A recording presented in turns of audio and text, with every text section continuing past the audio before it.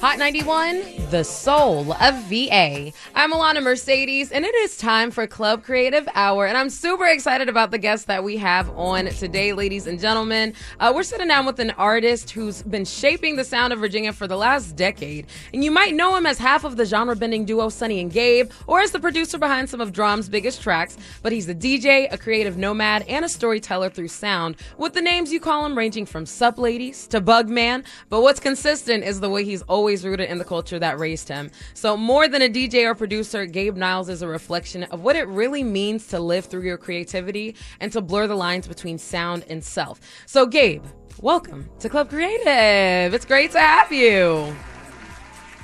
Oh, wait, I can't hear you. Speak. Oh, did you want... How come I can't hear my... Start speaking again?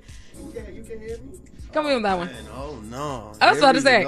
Okay, well, it's wonderful to have you, Gabe. Like I said, I'm super excited to have you on Club Creative. I feel like this is low-key long overdue. Yeah. So I'm glad that you're in the building with me. Now, when I was here with, I had Carrie Ann on a couple of weeks ago, we talked about the beginnings of the Neon District and how you were like amongst some of the really cool people who kind of were there at its inception, you know, and at the front line when all of that was happening. So how does it feel now seeing it develop the way that it has over this last 10 years, I guess, or 12 years, especially with the Neon Fest coming up and such? Yeah, I mean, overall, it's just, it's like a reminder, like that time moves and things grow, you know what I mean? Like just seeing it, like literally, like being places and everywhere is like completely different now, but you know, the buildings are there almost like dinosaur fossils or something like that. So, you know, it's just like it's there. It's like a land formation, but it's like it's many different vibes and spirits in those buildings as far as just like what it was. So it's like it's cool. Nostalgic. It's nice. You've seen it when it was nothing. So and to see it turn, you know, so to see it turn into what it is, and again, you were such a pivotal part of that. I think that's probably as rewarding almost. You know what I mean? Now you've gone by, of course, DJ SUPLADIES, BugMan, half of Sunny and Gabe, like I said.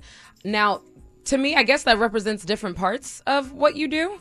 So how would you say that each of those different names goes into your identity as an artist? Like, who are you in each of those positions? You know what I mean?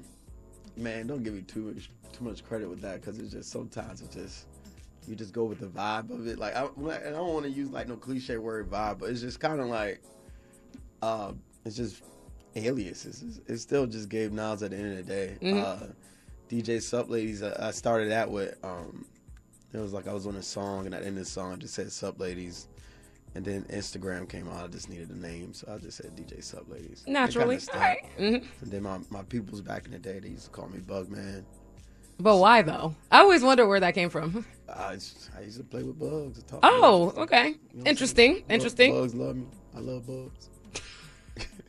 Okay, and so you're Gabe. You're yourself when it's Sunny and Gabe. So absolutely, like Sunny and Gabe is, you know, a collective partnership with Sunny and me, and it's like when we started working, it was I was just producing Sunny, so it was produced by Gabe Niles, but we made so many songs. She was like, "We gonna be a band," and we had went to you know, South by Southwest, and we was running around with our old manager, and then like, you know, he had like this assistant with him, and he just kept saying like, "Yo, where's Sunny and Gabe at? Where's Sunny and Gabe?" And then the assistant was like, "Wait, that's not your band name. I thought that was the band name the whole time." So he just said, "Oh, Sunny and Gabe." Like, might as well. Yeah. Okay, cool. And speaking of that, I think it's really cool that you and Sunny y'all are a really cool creative duo, if I do say so myself. Right, y'all, you know what I mean? Like, y'all have your own individualistic style, and I think it's cool how you've been able to come together and make that work without overstepping. Like, you both shine in that. So how was it actually working with Sunny in that duo? Like, I don't know, what kind of vibes did y'all have going on, and kind of how did that develop over time?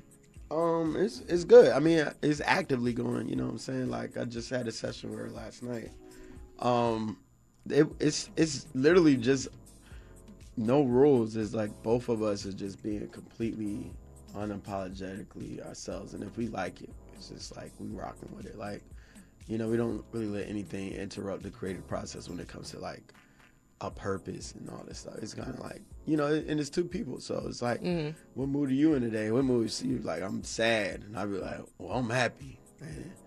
And then we'll make like this song called Tropics. It's like this song, and the instrumental is like bright colorful, and she's like singing about being depressed and wishing she was on vacation. So it's like a juxtaposition of like how that could be. Yeah.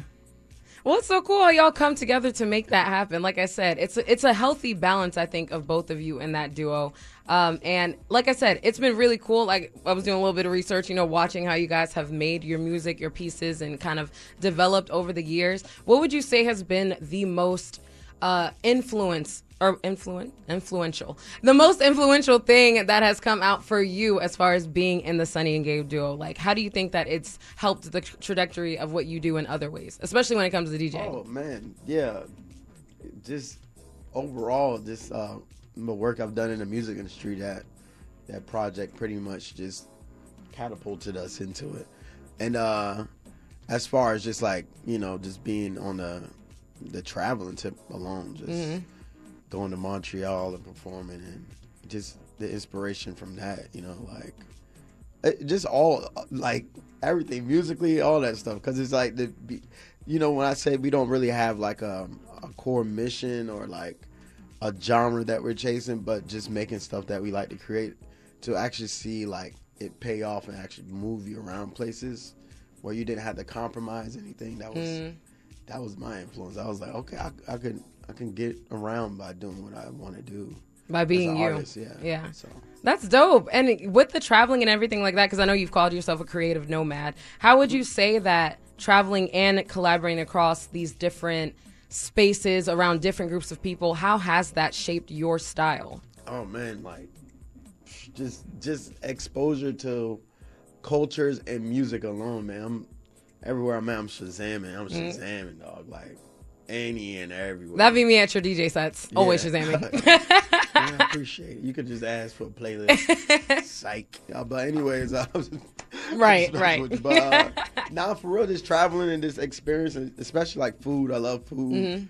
So like the restaurants I go to, I always be like, if they ain't playing music, I don't sit in the restaurant. I'm like, let me get up out of here. At least keep some low vibes or something like that. You know what I mean? Like so I mean, just exposure, man. It's just like being a sponge, and just like I like traveling alone a lot, so I could just really like immerse yourself into the culture. Yeah. I feel that. Yeah.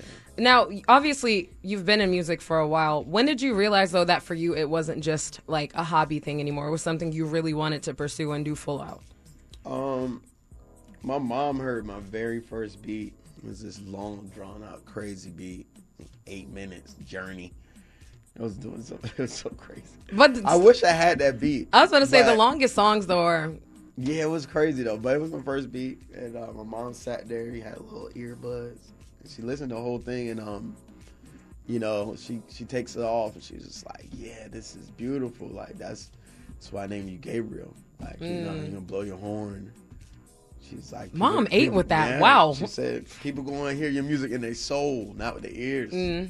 So, right there, I was like, all right, ain't nobody in the world tell me nothing. So, all right. And it's developed into something amazing. Like I said, it's I can tell that it's really a part of your life. You know what I mean? Like at your core, that's kind of who you are, an artist. Now, you became an executive producer for DRAM when he was still walking around these streets. How did that collaboration even start? Yeah, DRAM. Shout out to DRAM. We were doing open mic style event at this spot called Lola's. Where was that? If it's that's Jesse's now. Oh, okay. But yeah, shout out to that family, Ernie and all of them. Yeah, we started there, and it's funny, Lola's. I met DRAM there, and I met Sunny there on completely separate times and nights. So shout out to them. Lola's kind of changed my life. But so we was in there and just passing through and open mic, but running into each other in the scene. That was like 2011. Then I started doing the Sunny and Gabe stuff, started moving around a lot. He had reached out after he saw one of our projects on the internet. And that was like 3 years later. So we just kind of was like, all right, man, we kept saying we was doing work. Let's just do it. And it was funny, like we started working like February 2014, and by September 2014, we was getting flown around the nation. That's crazy. Right? What? You could know the person that you need to meet. You know what I mean? Like, it's just the right people, the right moment, all that shit. I mean, all those things. Beep. All those things come together. Like, yeah, you just don't know. It just, yeah. Okay, and that's really cool. And I know you and DRAM still have obviously a cool relationship because when he did something, was it earlier? It was this year. Right? Blue he did a Note. couple shows. Blue Note, yeah. Yeah, and you were his tour DJ for that. How was that? Going back around with him after all of those years ago, you know? That was great. It was nostalgic. It also reminded me I don't want to be no tour DJ. Are you serious? Why? Is it just too much? I mean, it's just guys work. It's just like tour DJs. It's cool, but it's just like I don't know. Like the older you get, is you can ask anybody. Nobody wants a tour when the older you get with it. That's you know valid. What I'm saying? I'm good on that. But I'm glad you got to experience the nostalgia again. Great. You know what it was like. I was watching, and it's so funny because I remember when the Cha Cha video came out because that was 2015, and it was like the song of the year. And now I look back and I'm like, oh my gosh, I know like 10 of y'all in that video. Yeah, you can see everybody. That's how it always is. It's like look at. Like it's insane to me, but yeah, I mean it is, and y'all are stamped. Now we're definitely gonna get back into that. So ladies and gents, stay tuned. It's Club Creative Hour with Gabe Niles on Hot 91, the soul of VA. Hot 91, the soul of VA. I'm Alana Mercedes, joined by DJ Gabe Niles, DJ SUPLADIES, BugMan, all of that good stuff for Club Creative Hour today. And I want to jump right back into the music, Gabe. So there are a few names that I see on a bill. And I know for sure I'm going to be there because I'm like, I know it's about to be crazy. Like the music's going to be bomb. And you're definitely one of those names. Top two for sure. Oh my goodness. Thank you. It's the truth. And I know like it's the truth. But I feel like your identity shows up a lot in the music that you play and vice versa. So tell me about how the music that you play shapes your identity and vice versa, how your identity goes into the music that you choose to spin during things. Because you can be versatile. Really versatile, actually. Yeah. Yeah. I mean, I guess that's a part of the art, but. Yeah, I mean, I do want people, like, when they hear one of my sets to not know what to expect. Like, don't expect anything, but just expect that I'm going to try to make sure everybody's going to leave there hearing a song they never heard before. And, to discover, to explore stuff like, make it an experience. Because, of course, people could come and just send it and play like the most generic, get it moving. Don't get me wrong, the energy going to be there, but it's just kind of like, did you dictate it, though? Like, yeah. Did you really put your stamp on it? Trust me, it blows up all the time for me. But when it hits, it hits. Because, I got no shame clearing the floor, man. Y'all go to the bar. You know what I'm saying? What are you doing? I'm cool with it because I know I'm gonna rebuild it. I'm gonna get it. I'm not afraid to mess up like DJing because primarily I'm a producer first and foremost. So I be trying stuff out, man. I'm not afraid to make mistakes because when those mistakes come, you just gotta work hard to make them forget or just completely tank out. Well, how do you show up differently when you're producing compared to DJing? Like, what are the key differences? None. It's literally it's all manipulated sound. It's all music. It's all rhythm. It's all feel. It's literally it's music. It's like I said, like especially now we got the stems situation on the turntables, and you could isolate vocals and guitars and strings. So now I'm like making beats on the turntables and stuff. So it's crazy, man. It's technology. That's one thing. It's just like I'm grateful for where we are with that because it's sky's the limit. Absolutely. It's like those two things are now marrying each other. Yeah, you're able to do both. Yeah, at the same time. All right, that's tough. Now, with being a creative that you are, and I feel like you're involved in a lot of the like creative community activities that we do here. I know that I saw that I believe you, Raisa, and a couple of other people just formed a festival that y'all had last month. Yeah, that was the third year. It's called Where the Heart Is. It was basically formed off of the core around that time. Everybody wanted to do festivals because, Something Water was like, doing this thing and maybe backing out and, COVID, all this stuff. But anyways, like during that time we had the Vibe District down at Oceanfront It's like the arts district. And, you know, I was dealing with a lot of meetings with the city of Virginia Beach, and they just always want you, like, to just be in your business, like, just always making things difficult. You know what I'm saying? You too, Norfolk. Yeah. Especially you. But, yeah, they just always creating all these obstacles and stuff. So, you know, me and my homies, they everybody had their own collective, you know, Social Supply, Utopia, Finney, Midnight Guys. We were like, yo, it's just, because we wanted to throw a block party in the first thing. Are you going to have to get police? I'm like, you ain't got to do all that. So I'm like, was coming up with this thing where just like, you know, what they say, what'd you call it? Ask for forgiveness instead of permission, basically. So what we did was basically go into it where we was like, yo, let's just simultaneously throw a bunch of events at the same time with the stage and, you know, just the flea market, all that stuff at the same time in one area. And that would be a natural block party, you know what I'm saying? Because it's like you can't stop everybody from doing their own thing. So it was like where the heart is like you create it. Like, that's what, like you put a space and activate it, and then that's just like a thing in its own. Like you putting a heartbeat into that thing, you know, that area. So. Well, I think that's really dope because this area needs some, I like the smaller scale festivals and the smaller scale events that we do throw because number one, they're able to happen more often, and they typically include creatives that I think deserve like that kind of light or recognition, you know what I mean? As opposed to like the really bigger festivals that don't always include the locals, you know what I mean? So with you being a part of building that and creating something like that, how important of it, as far as a responsibility goes, how important of a responsibility does it feel to you to continue to bring and kind of create these types of events and opportunities for Virginia specifically, for the 757, being that, again, you've seen something like the Neon District grow from nothing to what it is right now? Yeah, I mean, overall, like, just the decision, like, you know, I decided to stay here. Like, it was a decision. Yeah. Like, you know, it was funny because I was going to spend some time away again in L.A., but, you know, God made COVID. I would never say that. I mean, somebody made COVID. Don't get me started on this thing. No, but yeah, that sat me down, and I think the whole world needed that. Just slow down. low-key, yes. You know what I mean? And just kind of see your home like in a completely different light.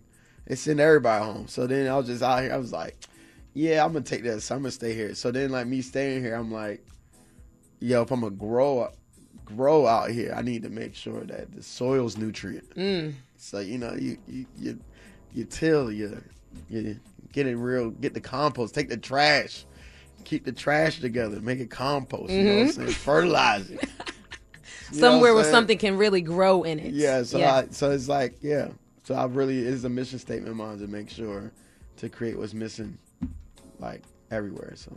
I feel that. I think you're doing a great job of it for sure. Like, it's showing up. It's showing up for sure. Now, with that responsibility, though, I'm sure there comes some sort of, I don't want to call it stressor, but it might be. I mean, I feel like that's a big weight to carry. Not a negative one, but it's going to cause you some days where you're like, all right, y'all don't talk to me. I'm sure. At least that's how I feel sometimes. Yeah. However, like, with that, though, what do you do in order to maintain, because mental health is super important to me. Yeah. What do you do in order to maintain your sanity when dealing with things of that capacity, like carrying, community, carrying, I don't know, having to go and expose yourself to a lot of people with DJ sets and things like that? Like, what do you do to take care of Gabe?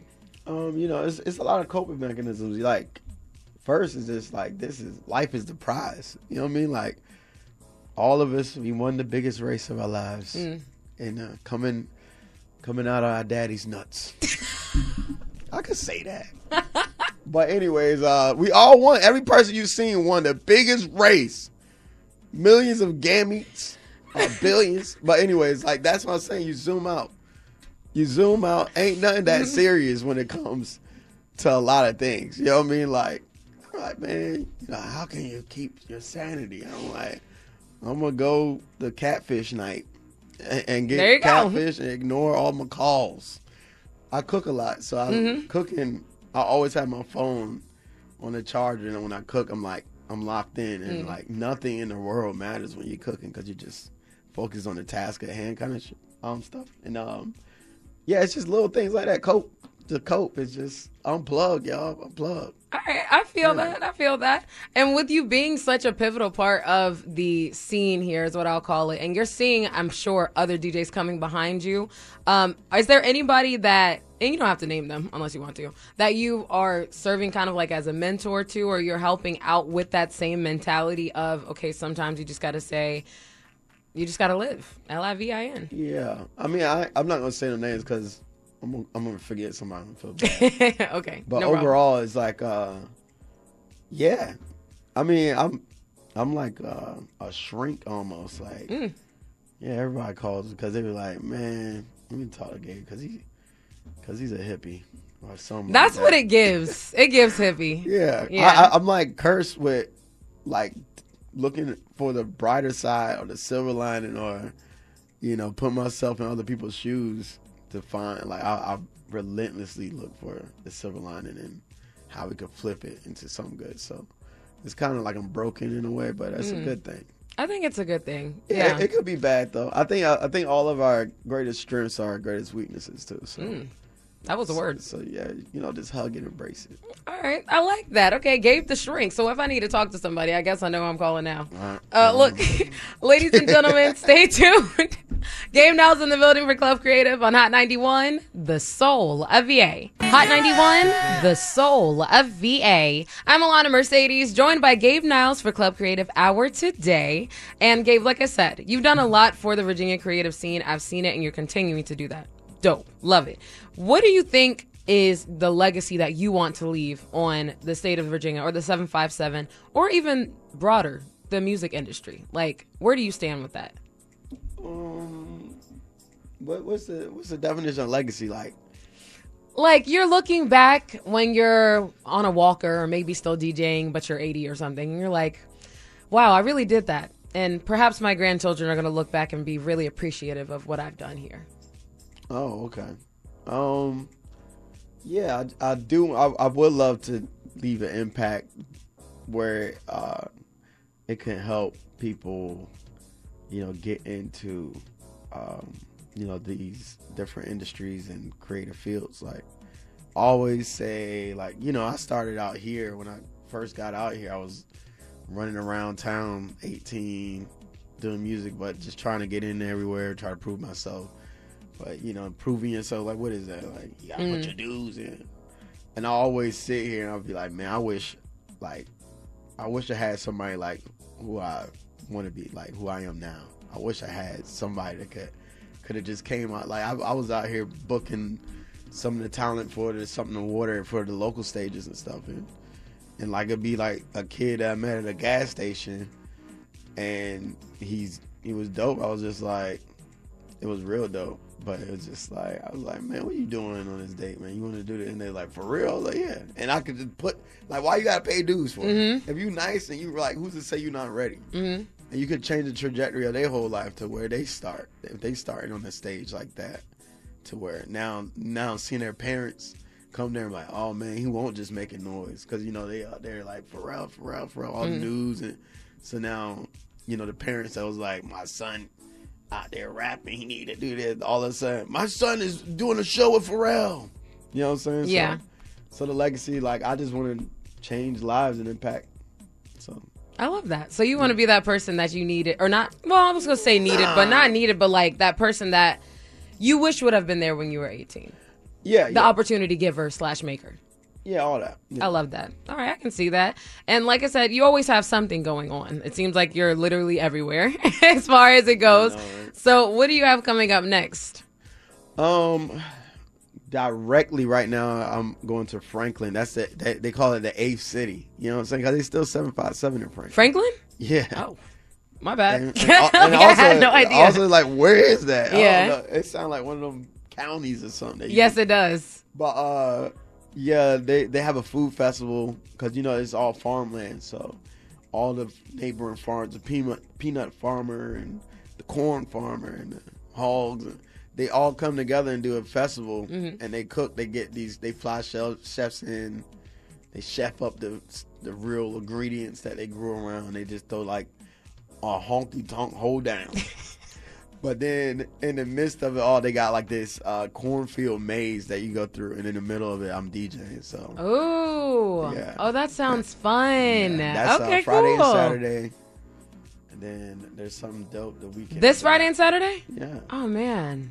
Oh, yeah. It's going to be on my Instagram if y'all want some details. Yes, for sure. Please drop the socials. How can we stay in touch? Oh, yeah. It's DJ SUPLADIES, all one word. DJ SUPLADIES. SUPLADIES. And then I'm excited to be working on the Timberland Way weekend. And that's going to be dope. That's 17th, 18th. And then, the Halloween parties is all over the place. I'm doing James Brown cover band situation for the Lava Fest. Are you wearing a wig? Yeah, that's crazy. Yeah, I'm wearing a wig. What about it, honey? But then you gotta check that out. Then Social Supplies Halloween costume party. And then some other stuff, and then I'm a vote. Yes, as it should. I love that. And that's something we didn't get to touch on, but I love how you are very adamant about the things you believe in when it comes to, your foundational beliefs, but politically too. Like, I just like how you're vocal about those things too. So big ups to you for using your platform to actually share what matters. You know what I mean?